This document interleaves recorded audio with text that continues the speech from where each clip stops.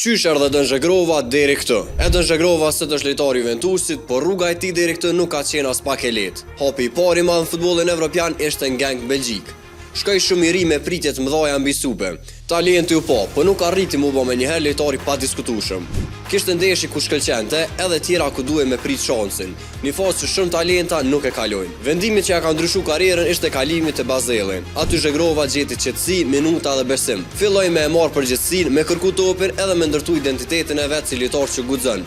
E Bazelli ishte vendi ku u rrit si futbollist edhe si karakter. Paralelisht me klubet, Edin Zhegrova edhe te kombëtarja e Kosovës ka qenë gjithmonë lojtar që nuk fshihet. Në ndeshje me fanellën e Kosovës, ai shpesh është ai që e merr iniciativën, që tenton diçka ndryshe edhe kërkon me thy lojën edhe kur situata është shumë e vështirë.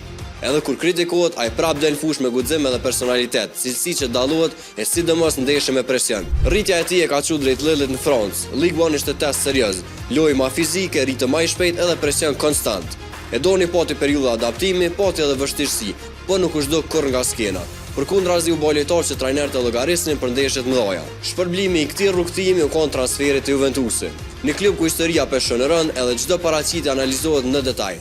Edhe këtë nuk mjafton veç talenti, duhet mentalitet, durim edhe personalitet. Edin Zhegrova ka kalu faza të vështira më herët. Po pyetja tash nuk është a ka talent, po a mundet me përballu presionin e një gigantit si Juventusi. E mos harro me bë follower banë FM e subscribe në YouTube.